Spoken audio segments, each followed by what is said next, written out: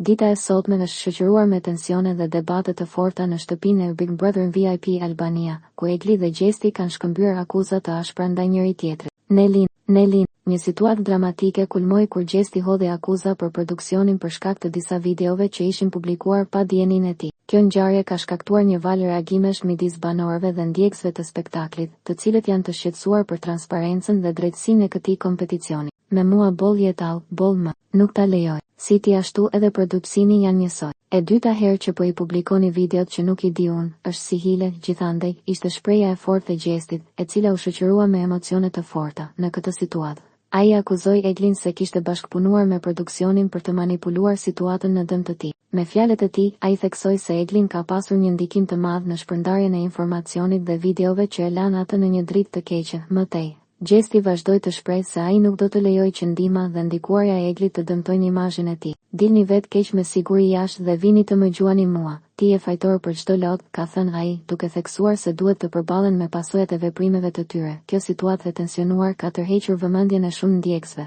duke krijuar debate intensive në rrjetet sociale. Një numër i madh komentuesish kanë mbështetur Gjestin, duke ngritur pyetje të rëndësishme rreth etikës në produksionet reality dhe integritetit të personazheve të përfshirë. Nelin, ndërkohë, Eglin është përballur me një presion të madh për të dhënë një përgjigje ndaj akuzave. Ai nuk ka dhënë ende një deklaratë zyrtare, por është e qartë se përballja midis tij dhe Gjestit do të jetë një nga pikat kryesore të zhvillimeve të ardhshme në këtë sezon të Big Brother VIP Albania. Nelin, me gjithë tensionet që ndodhen brenda shtëpisë, shikuesit janë të etur për të parë se si do të zhvillohen ngjarjet në vazhdim. Sidoqoftë, kjo situatë ka theksuar rëndësinë e transparencës dhe ndershmërisë në formate të tilla, të cilat influencojnë të rinjt dhe opinionin publik.